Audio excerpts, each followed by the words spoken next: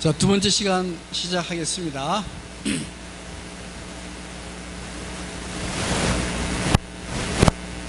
자, 여기 신과 사탄의 싸움인데, 이분은 누구를 닮았어요? 네, 예수 닮았죠. 이분은 누구요? 사탄입니다. 자, 신과 사탄의 싸움이 문명을 발생시킨다라고 하는 것이 토인비의 견해입니다. 어떻게 해서 신과 사탄이 문명을 발생시킨 걸 한번 보겠습니다. 자, 이게 신과 사탄의 싸움 내용을 소설화시킨 게 있는데, 그게 뭔가 하면요, 괴테 파우스트입니다. 파우스트인데, 여기 멤피스토 펠레스거든요. 멤피스토 펠레스가 하나님한테 내기를 해요. 시비를 걸습니다. 야, 여기 파우스트라는 사람이 있는데 내 파우스트라는 사람을 한번 타락시켜보겠다, 이렇게 하는 거예요. 그래서 신이, 그래, 네 한번 가서 한번 타락시켜봐라. 그래서 이제 멤피스토 펠레스가 탁 내려왔어요. 근데 이미 파우스트는 나이가 많은 사람이에요. 나이가 많은 사람인데 이 멤피스토 펠레스가 타락시키기 위해서 술을 먹이고 여자를 붙여줘요. 근데 문제는 나이가 많으니까 술도 잘 못 마시고 여자도 별로 안 좋아해. 그게 타락이 안 되는 거예요. 타락이 안 되니까 멤피스토 펠레스가 파우스트를 20살로 탁 만들어줘. 20살로 만들어주니까 술도 좋아하고 여자도 좋아하고 타락하죠. 타락하지만은 결국 선으로 돌아가더라. 이 내용이 파우스트인데요, 이 파우스트의 내용에 이 파우스트는 어디서 힌트를 얻어서 이 파우스트라는 소설을 쓰는가 하면은 구약 성서의 욥기를 보고 쓴 겁니다. 한번 욥기 한번 볼까요? 욥기. 이 욥이란 뜻은 뭔가 하면요, 박해받는 자란 뜻입니다. 이 욥기의 내용은 뭔가 하면요, 구약 성서 맨 처음에 사람을 만들죠. 사람을 만들고 난 뒤에 왜 사람을 만드는가에 대한 기록이 욥기입니다. 내가 어떤 사람인가, 왜 하나님이 나를 만들었는가를 알려면 욥기를 봐야 돼요. 욥기를 보는데 이 욥기가 역사의 연구의 출발점이 돼요. 굉장히 중요하게 생각되는 게 바로 욥기가 되는 겁니다. 근데 먼저 신의 본질입니다. 신의 본질은 뭐죠? 신의 본질, 창조요. 창조인데 하나님이 6일 동안 세상을 창조했습니다. 그죠? 창조하고 난 뒤에 참으로 보기 좋았다 그랬는데, 참으로 보기 좋으면은 또 고칠 게 있습니까? 없습니까? 없으면은요, 신은 일이 없어져 버려. 신은 살아갈 수가 없습니다. 왜요? 창조할 일이 없으니까. 다 좋으니까. 신의 본질이 창조인데, 그죠? 그러니까 참으로 보기 좋았다는, 그래도 고칠 점은 있다요. 네, 그런 의미를 가지고 있습니다. 그래서 고칠 게 있으려고 그러면 반드시 뭐가 있어야 되는가 하면요, 사탄이 있어야 돼요. 사탄이 도전을 해야, 사탄이 하나님한테 야, 하나님아, 요거 틀려 먹었다 라고 도전을 해야 하나님이 다시 창조하는 거예요. 그래서 반드시 사탄이 있어야 되는 겁니다. 자, 사탄이 있어야 되는데, 그래서 결국 신과 사탄의 싸움의 과정에서 새로운 세상이 창조가 돼요. 창조가 되는데 문제는 어디 있는가 하면요, 신하고 결국 사탄하고 싸움을 해야 되는데, 이 싸움에서 신이 이기겠습니까? 사탄이 이기겠습니까? 네? 신이 이긴다라고 예정되어 있으면 그 싸움은 사기 싸움이에요. 절대로 신이 이긴다라고 확정을 못 지어요. 절대로 신이 이길지 질지 모르기 때문에 신과 사탄은 최선을 다해서 진흙밭에서 사탄과 같이 뒹굴어야 됩니다. 뒹굴어야 되는데, 문제는 신은 어때요?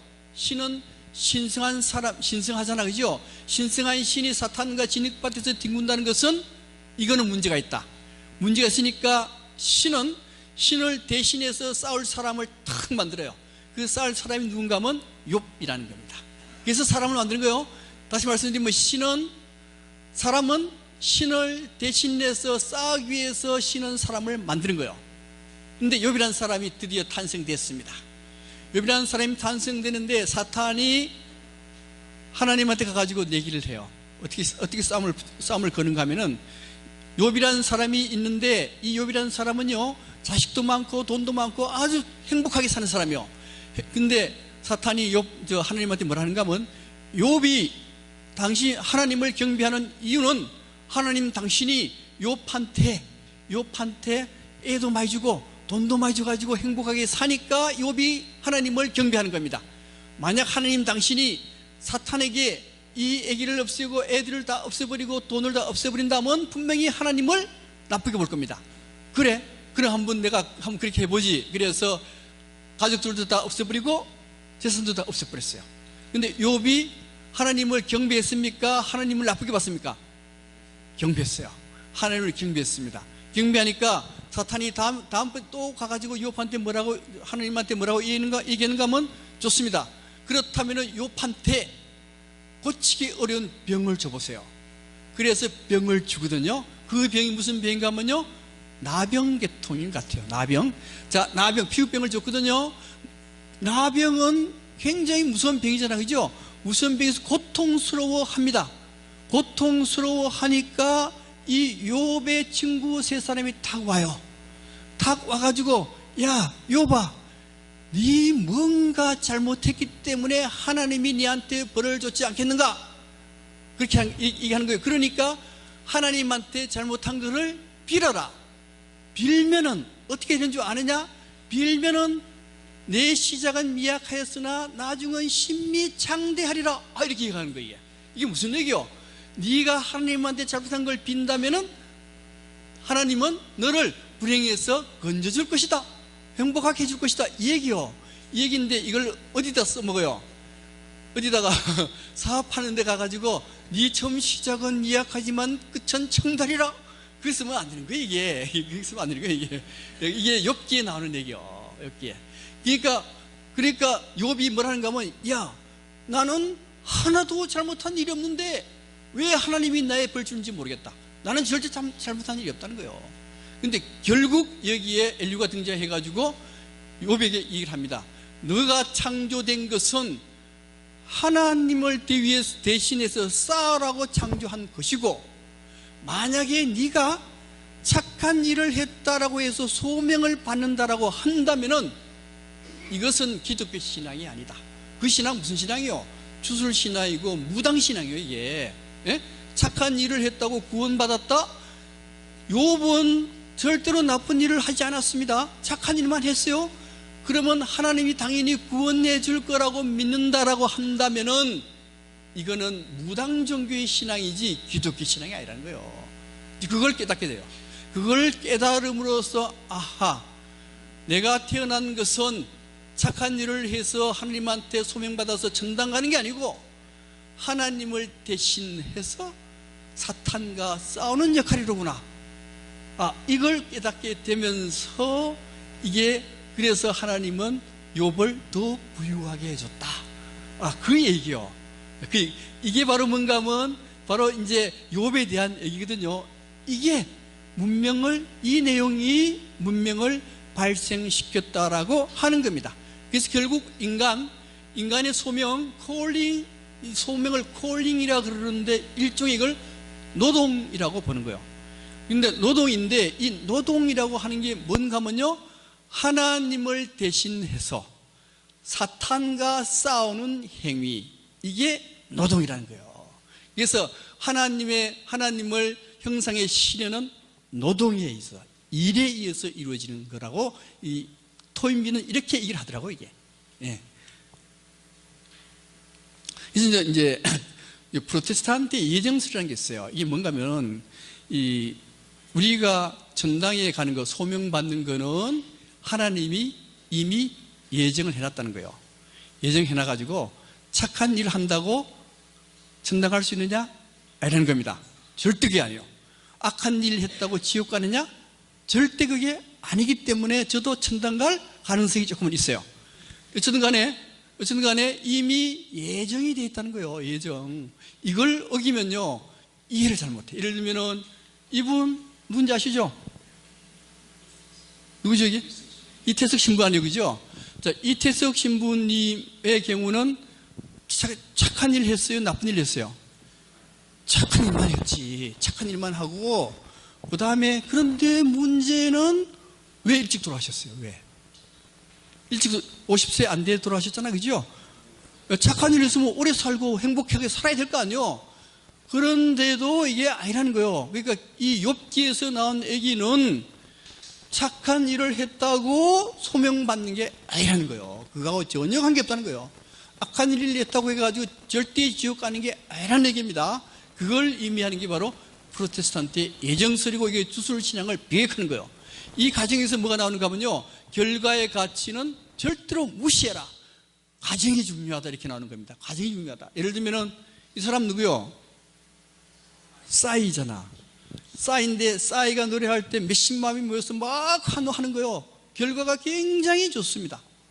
근데 어떤 가수는 공연하기로 이제 예약이 됐어요. 예약이 됐는데 아이고 사람들이 아무도 안 왔네? 아무도 안 와가지고 지 혼자 공연하는 거예요. 어떤 게 더 가치가 있는 겁니까? 여러분들 보기에는. 저는 이게 더 가치가 있다고 봐요. 이게 더 가치 있다고. 아무도 없는 자리에서 모든 자기의 책임을 다하는 이 자세, 이게 가치가 있는 게 아니에요. 있는 거 아니냐 이거요. 이거는 결과의 가치고 행위의 가치입니다. 가정의 가치요. 그래서 모든 일은요, 가정의 가치가 중요하다라고 보는 겁니다. 예를 들면 제가 사람들이 많이 있을 때는 열심히 막 땀 뻘뻘 흘리면서 강의하고, 사람 몇이 안 될 때는 그냥 희비식하게 강의하면 그게 되냐 이거 이게. 예, 많이 왔을 때 대충 강의하고 적게 왔을 때 열심히 강의하는 모습을 보여주는 게 바로 행위의 가치를 존중하는 그런 일이 되는 겁니다. 그래서요, 이제 고난 문제가 나와요. 이게 결국 고난 문제였는데, 이게요, 욥의 고난이었죠. 욥이 고난이잖아요, 그죠? 고난을 많이 받은 거 아니에요. 고난인데 고난이 문명을 발생시킨답니다. 그래서 뭐라고 얘기하는가 하면요, 고난은 신이 인간에게 준 최고의 선물, 고난이 있어야만 문명이 발생한다라고 봐요. 그래서 이 고난이 어떤 역할을 하는가를 보겠습니다. 하기 전에 딱딱한 얘기를 하기보다는 이렇게 한번 시도 한번 읽어보겠습니다. 고통이여 내게로 오라. 정연보. 찬바람 맞고 또 맞아야 푸르던 잎 비로소 단풍 물든다. 한 잎 나무잎도 이러하거늘 무수히 고통을 겪고서야 인생은 깊어지는 것. 작은 아픔을 겪으면서 삶은 조금 깊어지고 큰 아픔을 견디면서 삶은 많이 깊어지리니 고통의 날들을 비켜가려 하지 말자. 고통이여 내게로 오라고 반갑게 손짓하자. 이제 고통을 절대로 피하면 안 된다. 고통이야말로 신이 나한테 준 최고의 선물이기 때문에 나를 살찌는 것은 바로 고통이다. 그런 얘기입니다. 그래서 사실 선행 문명이 되게 이제 그 외에 2개 돼 있는데요. 이 문명 6개는 환경의 도전에 응전해서 문명을 발생시켜요. 그 환경설이 맞다고 보는 겁니다. 문제는 환경설에서 뭐이게? 고통이죠. 환경은 고통이요. 고통에 의해서 문명이 발생하고, 그 다음 이 문명이 붕괴가 되거든요. 선행 문명이 붕괴가 되면서 뭐가 생긴다 그랬어요? 세계 국가가 생기는데, 세계 국가의 지도자들은 요거는 남들을 위해서 일하는 창조적 소수자가 아니고 남을 뺏기먹는 지배적 소수자로 바뀌어요. 예를 들면 우리나라의 예를 들어볼까요? 통일 신라가 드디어 붕괴의 과정을 거치게 됩니다. 붕괴의 과정을 거치게 되면서 신라의 귀족들은 이거는 평민들을 못 살게 구는 지배적 소수자가 돼버려요. 그 다음에 그 주변에 있는 장군들 전부 다 지배적 소수자가 되는 겁니다. 그런데 신라 말에 뭐가 들어오는가 하면요, 종교에서 선종이 들어와요. 그죠? 선종이 들어오는데 이 선종을 토인비는 뭐라고 얘기하는가 하면 프로레타리아트, 반항하는 사람들. 프로레타리아트가 도와가지고 이 지배적 소수하고 충돌이 일어납니다. 충돌이 일어나는 과정에서 뭐가 생기는가 하면 문명이 발생한다는 거예요.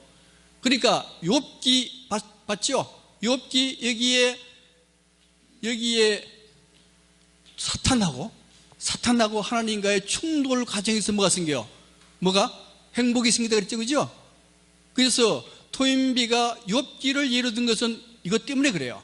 지배적 소수자, 악질적인 소수자 있잖아요. 악질적인 사람들, 완장차는 사람들, 그죠? 완장차는 사람들 중에서도 최고 높은 사람들, 이게 지배적 소수자예요. 이 사람들하고 정신적으로 충만한 사람들하고 충돌 과정에서 새로운 문명이 발생했다라고 보는 겁니다. 근데 이 과정에서 분명히 발생되는 게 뭔가 하면 도전과 응전이에요. 여기서 도전과 응전이 나와요. 자, 도전을 하면은 거기에 응전을 함으로써 문명이 발생한답니다. 도전이라고 하는 건 뭔가 하면요, 바로 고통이거든요. 고통인데 역경의 효능입니다. 자, 고통은 어떤 효능을 주는가 하는 문제입니다. 우리 일리아드와 오디세이 이름은 들어봤죠? 읽은 사람은 그렇게 많지 않겠지만, 근데 일리아드가 뭐냐? 일리아드는 우리 트로이 전쟁 보셨죠? 영화는 봤죠? 트로이 전쟁. 트로이 전쟁의 내용이 일리아드예요. 트로이 전쟁이 왜 일어나느냐? 왜 일어나는가 하면은 트로이의 왕자 파리스라는 왕자가 있었는데 왕자 쫓겨났어요. 이게 파리스입니다. 파리스고 여기 요 세 미녀가 있는데 요 미녀는 신 중에서 가장 아름다운 세 신이요. 누군가 하면요, 아테나 들어보셨죠? 아테나, 헤라, 그 다음에 헤라, 아프로디테, 요 세 신이거든요. 근데 세 신 중에서도 아름다운 사람 한 사람 신을 딱 뽑아요. 뽑는데 누가 뽑는가 하면은 파리스가 뽑기로 됐어요. 파리스가 뽑기로 됐는데 요 세 여신들이 파리스한테 뇌물을 줘요.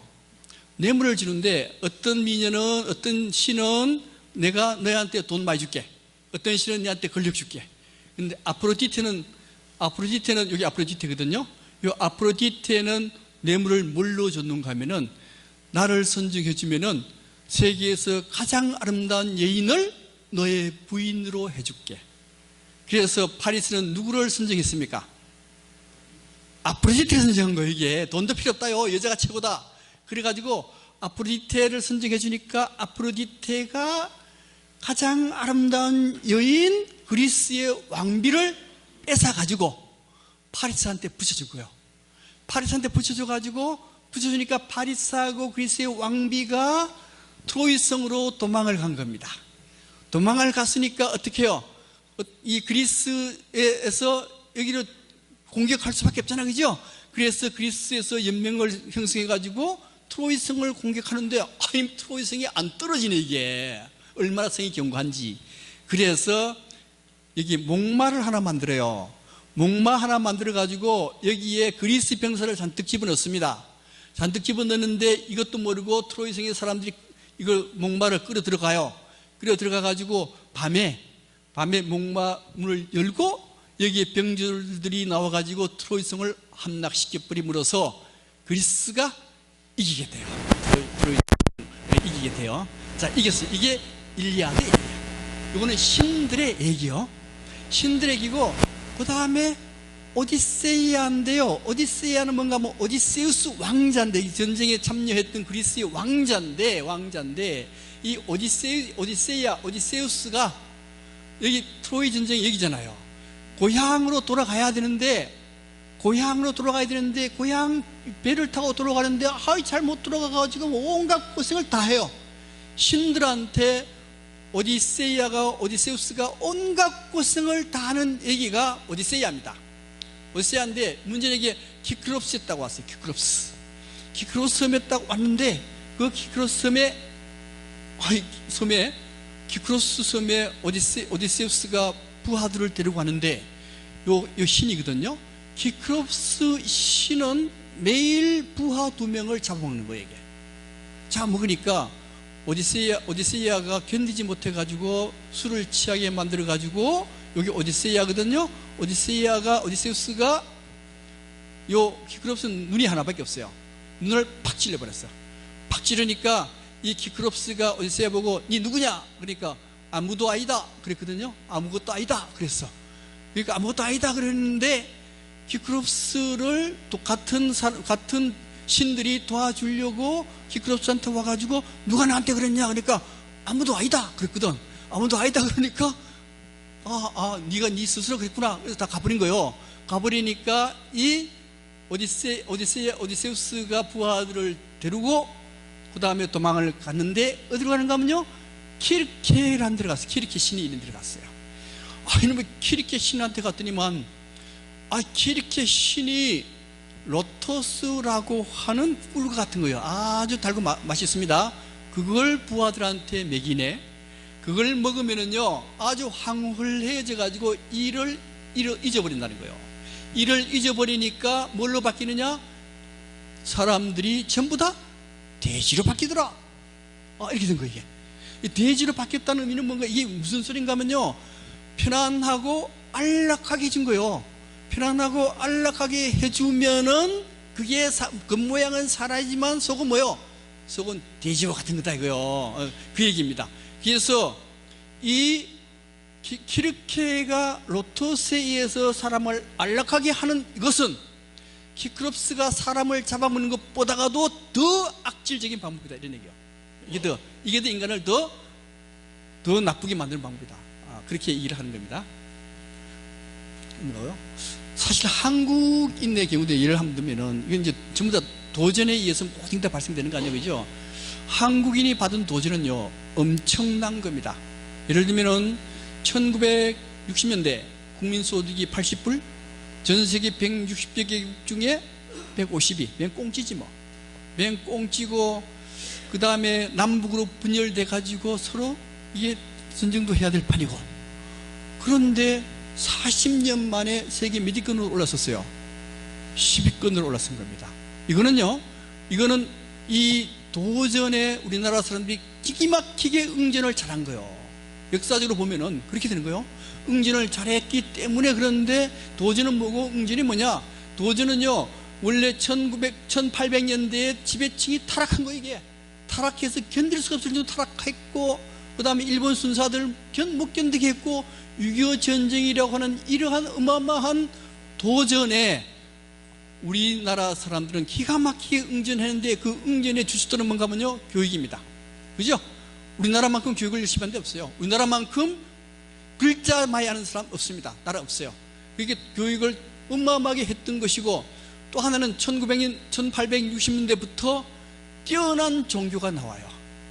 뛰어난 종교가 나가면서 뭐라 하는가 하면, 우리나라야말로 세계의 중심이요, 앞으로 문명은 우리나라부터 시작될 것이다. 언제 그런 얘기가 나오는가 하면요, 1910년도 그런 얘기가 나와요.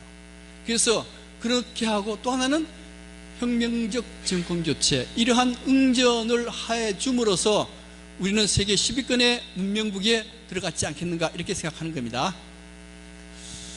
그 다음에 자연 환경의 도전입니다. 환경 도전인데, 아까 말씀드렸듯이 좋은 환경에 사는 게 좋으냐, 나쁜 환경에 사는 게 좋으냐 하는 문제입니다. 좋은 환경에 사는 데서는요 문명이 발생하지 않습니다.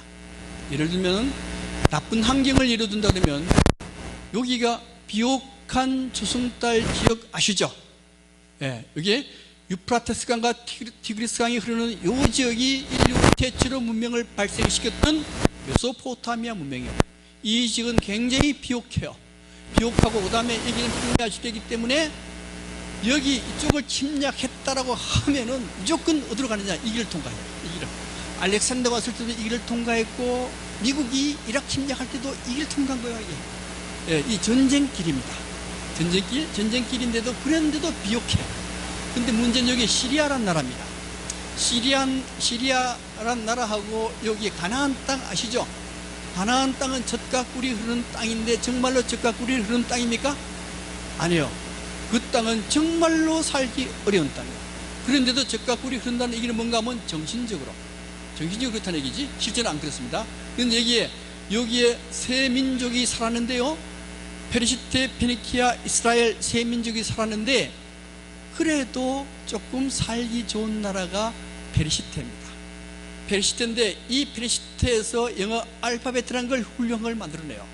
그 다음에 페르시테보다도 더 살기 나쁜 나라가 어딘가 하면요, 페니키아입니다. 여기 페니키아 보이죠? 이 페니키아요. 요 페니키아인데, 요 페니키아 사람들은 살기 나쁜 데 살다 보니까 여기에 도전에 응전해가지고 어디로 진출하는가 하면요, 대서양으로 진출하게 됩니다. 대서양으로 진출해가지고 요 나라가 무슨 나라인가 하면 카르타고란 나라예요. 들어보셨죠? 카르타고란 나라는 로마보다도 한때는 더 부유했던 나라. 이렇게 못 살고 못 나라에서 대서양까지 진출해서 이 영토를 차지하고 부유했던 나라, 왜 그렇게 되느냐? 못 사는 지역의 도전을 받았기 때문에 이렇게 되었다, 이렇게 보는 거예요. 근데 문제는 요 세 나라 중에서 가장 살기 어려운 나라가 누군가 하면요, 어딘가 하면요, 유태인들이요. 유태인들이 가장 살기가 어려웠습니다. 가장 살기 어려운 나라에서 가장 뛰어난 인류의 가장 뛰어난 발명품을 만드는데, 그 발명품이 뭔가 하면 뭡니까? 유일신 사상이요. 네, 유일신 사상입니다. 자, 유일신 사상인데, 유일신 사상이 왜 인류의 가장 뛰어난 발명품인가 하면요, 인류가 살아가는 데는 단합하는 방법이 있고 분열하는 방법이 있습니다. 어떤 게 좋아요? 단합이 훨씬 좋아요. 단합이 훨씬 좋은데, 단합을 할 수 있는 최고의 기기가 뭔가 하면 유일신 사상이에요. 유일신 사상. 예를 들면은 단군 신화를 단군이 우리 조상이라고 믿잖아요. 단군이 우리 조상이라고 믿으면은 우리 한민족은 단군을 중심으로 해서 단합을 딱 해요. 예, 단군을 자꾸 어려울 때 단군을 내세운 이유가 뭔가 하면 우리 민족이 단군을 중심으로 시조니까 단군 중심으로 단합을 하자, 그 의미거든요. 그 다음에 유일신 사상이라고 하는 것은 온 인류의 신은 하나니까 온 인류가 유일신 밑에서 단합을 하자, 이런 얘기입니다. 그러니까 단합을 하자는 것 중에는 최고가 유일신 사상이기 때문에 인류 최고의 발명품은 유일신 사상이라고 보는 겁니다. 문제는 요놈에게 유일신 사상이 하나만 있는 게 아니고 또 이슬람에 또 나와버리네. 또 나와버리니까 유일신 사상끼리 충돌하는 바람에 지금은요, 유일신 사상보다도 더 중요한 게 서로를 융합시키자 하는 게 더 중요하게 되도록 된 겁니다. 어쨌든 간에 살기가 어려운데 살수록 더 뛰어난 문명을 발생시킨다라고 하는 겁니다. 그래서 이제 원래 모든 것들은 한 곳에서 있으면 안 돼요. 다른 쪽으로 이동을 해야 그 사람이 유명하게 돼요. 내가 봉화에 있으면서 만날, 거기서 농사 짓고 있으면은 이런 자리에 있을 수 있느냐? 안 돼요. 봉화에서는 만날 하는 짓이 뭐였어요? 어릴 때 코치질을 흘리면서 나쁜 짓 하고 다녔는데 동네 사람 다 아는데, 그죠? 여기 오면은 내가 나쁜 짓 했는지 누가 알아? 그죠? 그러니까 나는 새로운 사람으로 날 수 있거든요. 그래서 모든 훌륭한 사람들은 그 고장에서 숭배를 받는 사람이 하나도 없습니다. 다른 지역으로 갈 때만 숭배를 받아요. 그런 역할. 그래서 여기가 뭔가 하면 헬레닉 문명, 그리스 문명인데요. 이 그리스 문명도 여기에 미노스 문명, 크레타스의 미노스 문명 사람들이 여기 이주를 했기 때문에 새로운 문명이 발생하는 겁니다. 반드시 다른 지역으로 가야 돼요. 가야 됩니다. 예를 들면은 경상도 사람이 호남 지역 가면은 삶의 방식이 어떻게 바뀌어요? 다른 사람하고 같이 친하게 지내라 그러고, 그죠? 그 사람들한테 잘 보이려고 그래야 될 거 아니에요, 이게. 그래야 그래서 미움 안 받고 사는 거 아니에요. 호남 지역 사람도 마찬가지. 여기 오면요, 훨씬 더 사회 적응을 잘해요. 이주해야 됩니다. 그래서 이주 한쪽이 문명을 발생시킨다라고 하는 거예요. 영국 마찬가지입니다. 자, 영국이라고 하는 나라는 각 지역에서 전부 다 해외 이주를 위해서 성립된 나라가 영국이요. 그래서 영국 사람이, 노르웨이 사람들이 포항 지역으로 왔어요. 포항 지역 왔어요. 그 다음에 프랑스 사람이 울산 지역 왔어요. 그 다음에 독일 사람이 경주 지역 왔어요. 그러면 요 각 지역의 대표자를 뽑아야 되겠죠, 그죠? 각 지역의 대표자를 뽑아서 회의체를 만들었는데, 그게 뭔가 하면 의회주의입니다. 이 의회주의라고 하는 것은 영국에서 처음 발생한 거요. 이게 어떻게 생기느냐? 해외 이주에 의해서 생겨난 거예요, 이게. 그런데 현재 민주주의 제도에서 가장 훌륭한 제도가 뭐예요? 의회제도란 말이에요. 의회제도. 이 의회제도가 영국의 이주에 의한 결과에서 나왔다. 이주하면은 생활하기 쉽습니까? 어렵습니까? 어려워요, 이게요. 어려운 고통을 겪고 내물어서 이런 걸 만들어내는 거예요, 이게. 미국의 발전은 똑같습니다. 미국은 전부 다 이주민들로 이루어진 거 아니에요. 이주민들로 이루어졌기 때문에 미국이 발전할 수 있었던 겁니다. 그 다음에 이제 인간 환경의 도전인데요. 기독교가 313년에 로마의 공인을 받고 그 조금 뒤에 국교로 되는데요. 기원 전후 시대에는 로마에서 기독교가 박해를 받았습니다. 그죠? 받았는데 문제는 얼마 지나지 않아서 로마 사람들 전체가 기독교를 믿게 돼요. 왜 이 기독교를 믿게 되었는가는 토인비가 뭐라고 얘기하는가 하면은, 자, 예수가 십자가에 매달려서 돌아가셨습니다. 돌아가시고 난 뒤에 며칠 만에 부활했어요. 3일 만에 부활하고 그 다음에 하늘로 승천했는데 며칠 만에 승천했습니까? 잘 모르면 40이라 그러면 돼.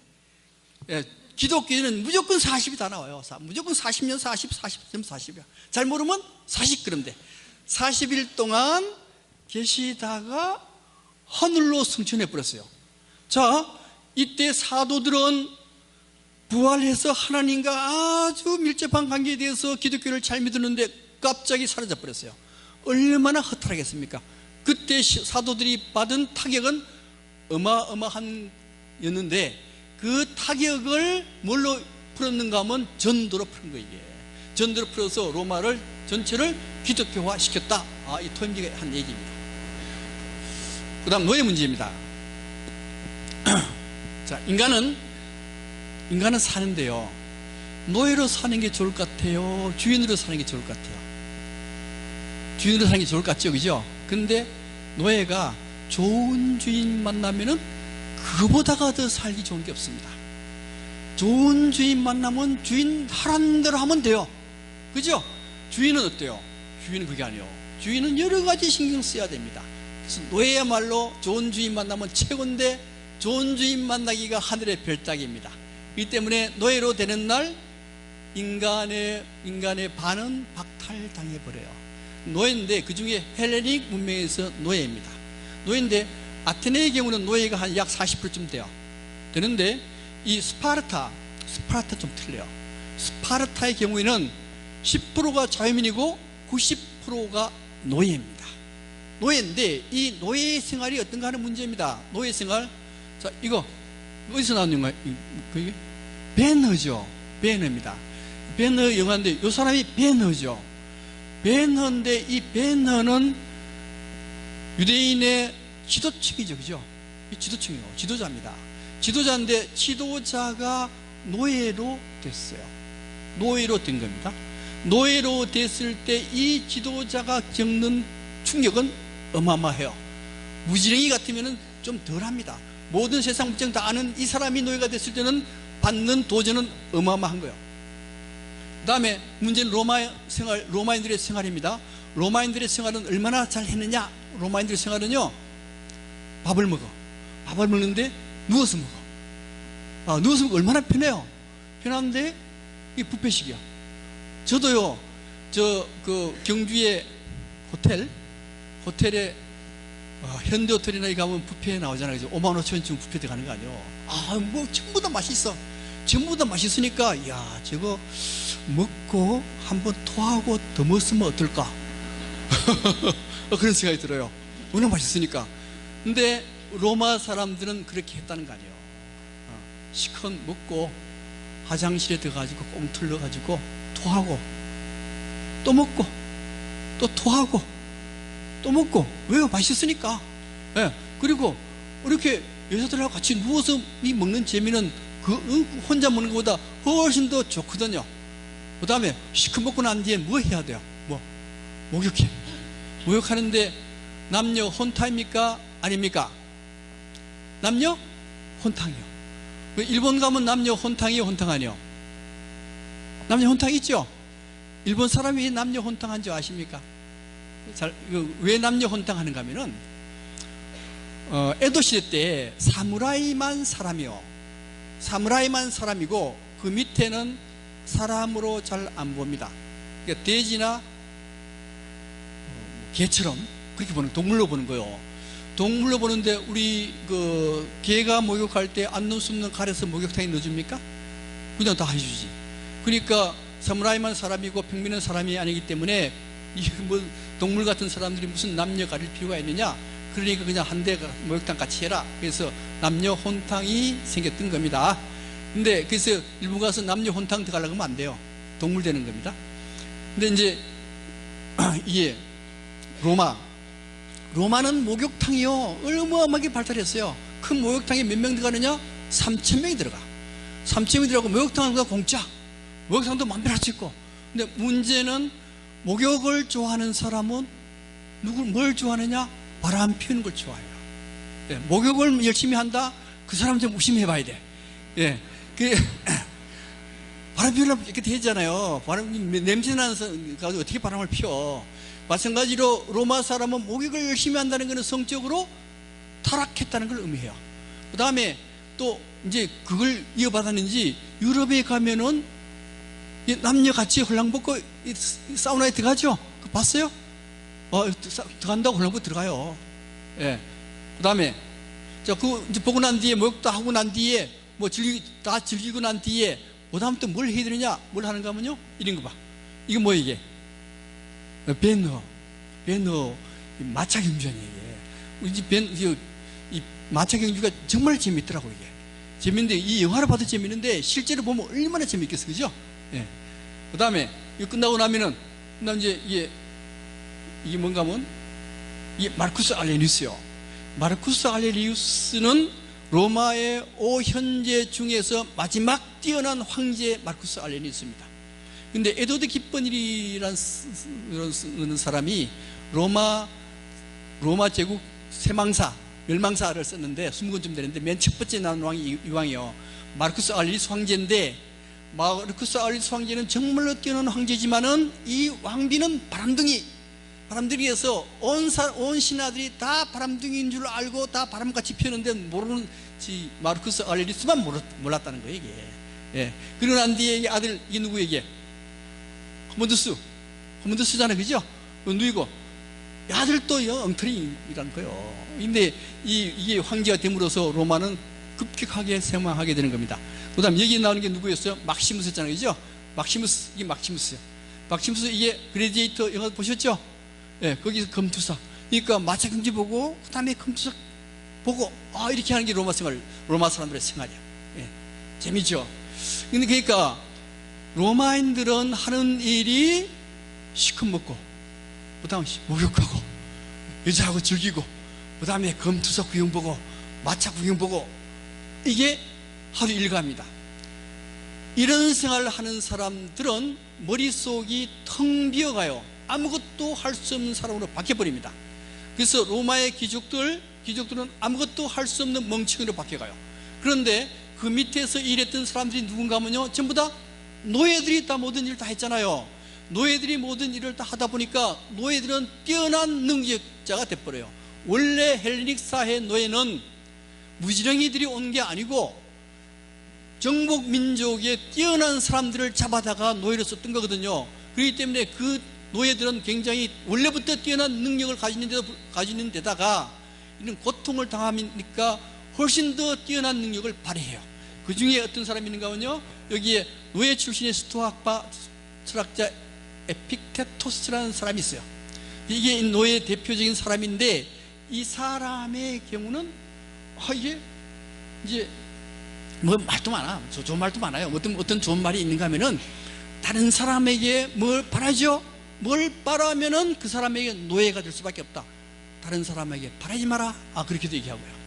그 다음에 삶의 지혜를 추구하는 자는 명성 그거 추구하지 마라. 명성 추구한 그날부터 당신은 명성을 다 잃어버린다. 그 다음에 누군가 그대를 대단하다라고 본다면 당신 행동이 이미 틀림없는 거다.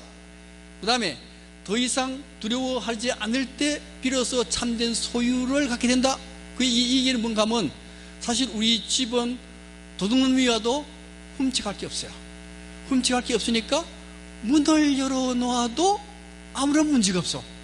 이럴 때 자유를 얻게 돼요. 지금은 안 그렇죠? 지금은 들어갈 때부터 그냥 뭐 카드 집어넣고, 카드 끝나면 또 가서 또 눌러야 그 집에 훔쳐갈 게 많은 사람, 그런 집은 절대로 자유를 얻을 수 없다. 이게 에픽테토스가 한 얘기요. 내가 한 얘기가 아니고. 예. 그 다음에 또 하나, 이게 이제 이거는 마르쿠스 아레리우스 얘기인데요. 이 사람은 침대가 있는데도 불구하고 침대에서 앉아 찬바닥에 자. 찬바닥에 자는 거예요. 왜 찬바닥에 자는 거냐? 에픽테투스를 비롯한 스토아파는 이런 행동을 한 거예요. 왜 이렇게 했는가 하면은, 스토아파 중에 이런 사람도 있어요. 이게 견유란 게 뭔가 하면 개선비란 그 뜻이거든요. 개선비학파. 이게 누군가 하면은 누구에게? 디오게네스라는 사람인데요. 단지에서 생활해. 단지에서 생활하는데, 여기 알렉산더 대왕이거든요.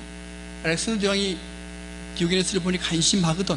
그래서 야, 뭐 필요한 거 없어? 그러니까 디오게네스 뭐라 그랬어요? 비켜라. 비켜라. 햇빛 없어진다. 비켜라. 이렇게 한 게, 이런 것들이 좀 더 스토아파들이에요. 그래서 왜 이런 행동을 하느냐는 문제인데요.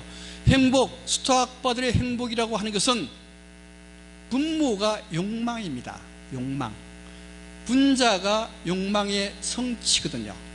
근데 욕망이 큰 사람은 아무리 성취를 해도 이 수치가 올라가지 않아요. 예를 들면 내 욕망이 로스로이스 20억짜리 내 자동차를 가져야 되겠다, 이런 욕망을 가지는 사람은 욕망이 너무 크죠. 아무리 벤츠 타도 안 되는 거예요, 이게. 그죠? 그러니까 행복하려면은 욕망을 줄여라. 줄이니 어떻게 줄여야 돼요? 30평 아파트가 아니고 13평 아파트에 살아라요.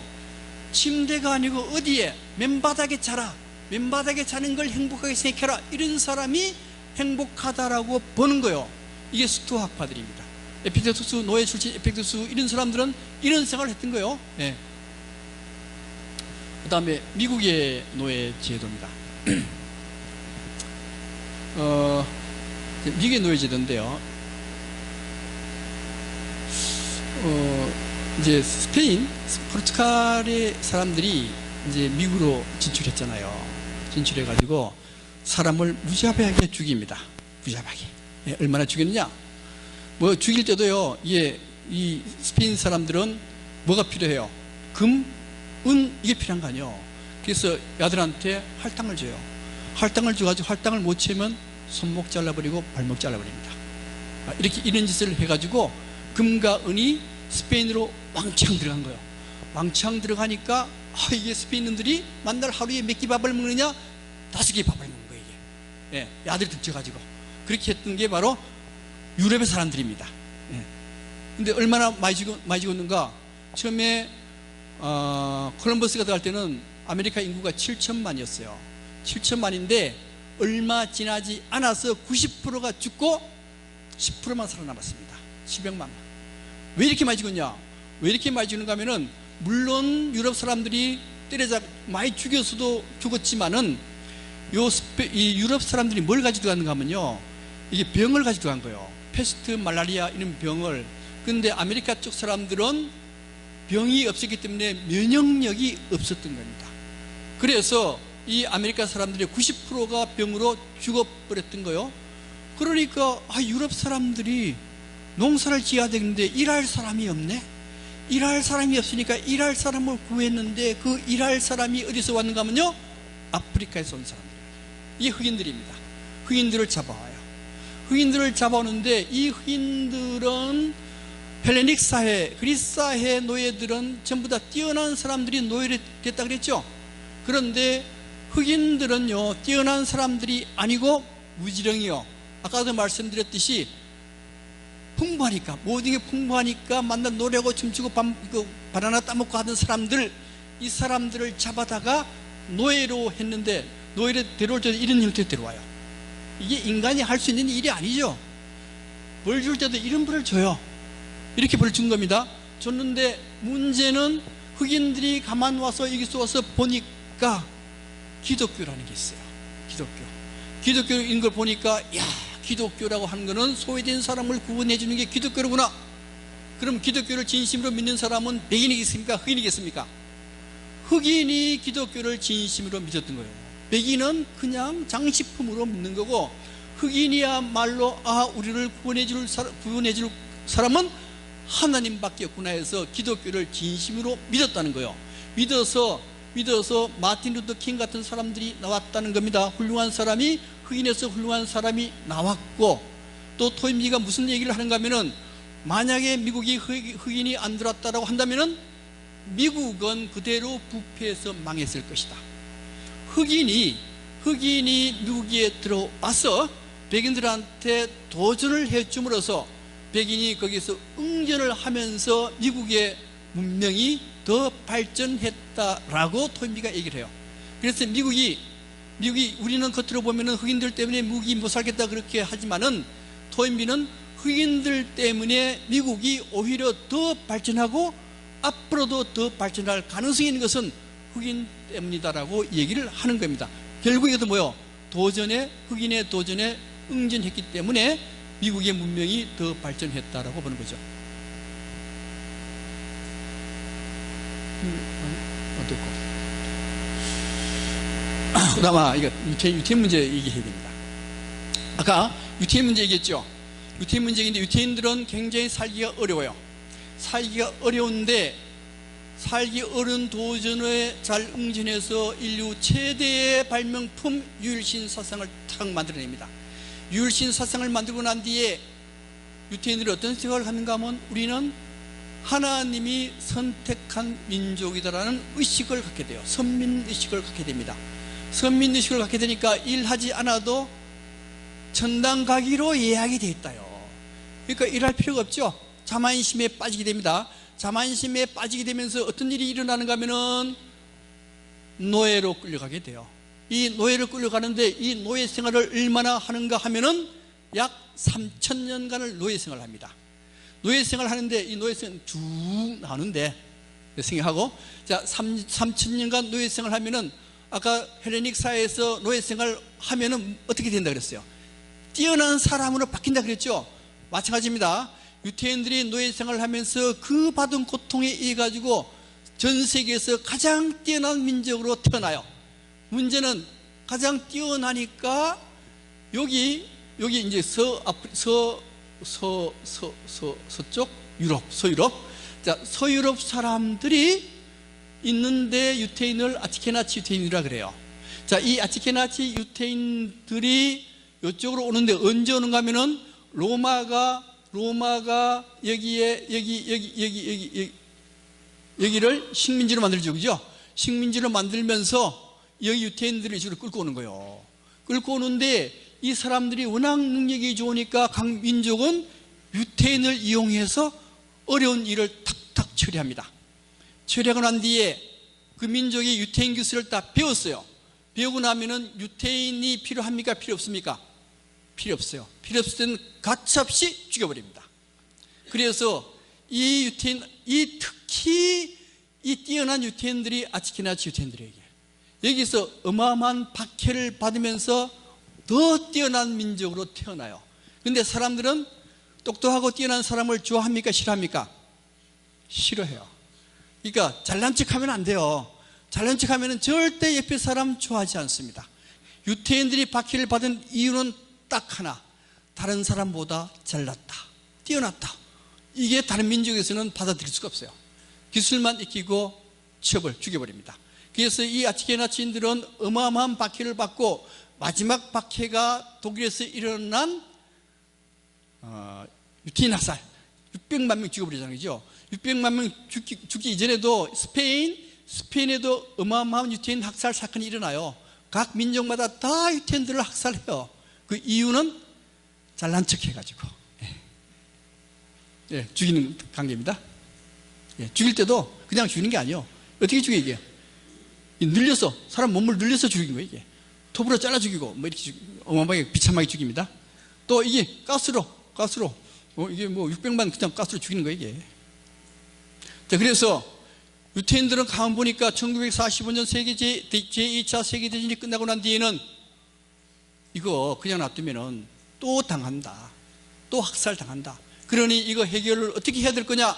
그 해결 방법을 찾았는데 두 가지 방법이 있어요. 하나는 뭔가 하면은, 자, 우리 유태인들의 속성을 버리자, 똑똑한 거 버리자, 다른 민족하고 동화해서 살자. 이 동화주자예요.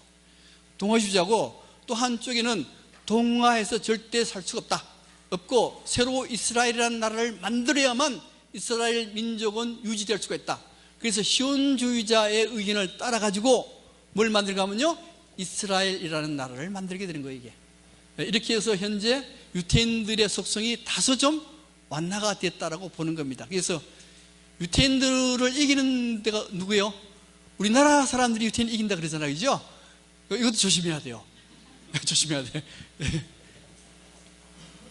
자, 그 다음에 그러면 도전만 받으면 문명이 발생한다 그러는데, 도전이 강하면 강할수록 뛰어난 문명을 만드는가 하는 문제입니다. 여기 보면은 처음에 인류가 발생된 곳은 아프리카입니다. 아프리카에서 이 인류들이 이동을 하기 시작하는데 어디로 이동하는가 하면요, 이쪽으로 이렇게 이동하고 이렇게 이동하고 이렇게 이동을 해요. 하는데 자, 여기에 봄에 따뜻한 봄날에 여기 사람들이 이동을 딱 했는데 가을이 닥쳤네. 가을이 닥치니까 세 분류의 사람이 나타납니다. 한 분류는 다시 아프리카로 도망간 사람이 있고, 또 한 사람은 그냥 여기 머물러 사는 사람이 있고, 또 한 사람은 도망을 가는데 잘못 도망가가지고만 북쪽으로 도망을 가버린 거예요. 이게 도망을 가는데, 문제는 아프리카로 도망간 사람들은 도전이 없기 때문에 문명을 절대 발생시키지 못했고, 그 다음에 이 북쪽으로 간 사람들은 너무 도전이 강해서, 에스키모인들 너무 도전 강하잖아, 그죠? 너무 도전이 강해서 문명이 발생되기는 했지만 성장을 못 시켜버린 거예요. 이게 도전이 너무 강하면은. 그래서 문명이 발생하려고 하면 도전이 너무 강해도 안 되고 너무 약해도 안 돼요. 그래서 여기에 이 지역에서 문명이 발생되는 겁니다. 이 지역에서. 네. 그다음 그 예를 보면은 영국을 예로 들 수가 있습니다. 영국은 이게 연방국가잖아요. 연방국가인데 여기에 잉글랜드, 웨일즈, 스코틀랜드, 여기 위에서 글랜드 이렇게 되는 거예요. 되는데 문제는 잉글랜드는 자연의 환경이 그렇게 강력하지 않습니다. 강력하지 않다 보니까 이 잉글랜드 쪽 사람들은 조잡하고 성질 급하고 나쁜 것만 다 가지는 게 여기에 잉글랜드 놈들이요. 그 다음에 스코틀랜드입니다. 스코틀랜드는 잉글랜드에 비해서 도전을 적당히 받았기 때문에 이 스코틀랜드 사람들은 굉장히 뛰어난 사람이 많아요. 학자든 신학자든 모든 영국의 지도자들은 거의 다가 스코틀랜드에서 태어났다라고 하는 겁니다. 문제는 그린랜드인데요, 이 그린랜드라고 하는 나라는 이 위에 있어서 도전이 너무 추워요. 추워서 도전이 많기 때문에, 너무 강하기 때문에 이 그린랜드에서는 역시 뛰어난 사람이 그렇게 많지 않다. 그렇기 때문에 도전도 어느 정도의 도전이 이루어질 때 그때 문명이 발생한다라고 하는 겁니다. 그 다음에 화교 문제입니다. 화교는 중국 사람들이죠, 그죠? 중국 사람들인데 우리나라에서는 화교 활동이 굉장히 활발하게 일어납니까? 안 일어나요. 우리나라에서는 화교한테 대한 반응이 이게 너무 강해요. 강합니다. 그런데 동남아에서는요, 화교에 대한 도전이 적당해요. 적당해서 동남아의 모든 상권을 잡고 있는 게 누군가 하면 화교입니다. 그래서 도전도, 이것만 보더라도 도전도 적당할 때 문명이 발생되는 것이고, 도전이 너무 강하면은 문명을 발생시키지 못하는 겁니다. 그래서 오늘은 문명의 발생에 대해서 말씀을 드렸거든요. 원래 모든 문명에서 시작이 제일 중요해요. 그래서 오늘은 문명의 발생만 말씀을 드렸고, 다음 시간 때는 성장, 좌절, 붕괴 요 세 단계에 대해서 다음 시간에 말씀을 드리도록 하겠습니다. 오늘은 이걸로 끝내겠습니다. 감사합니다. 잠깐만요. 예.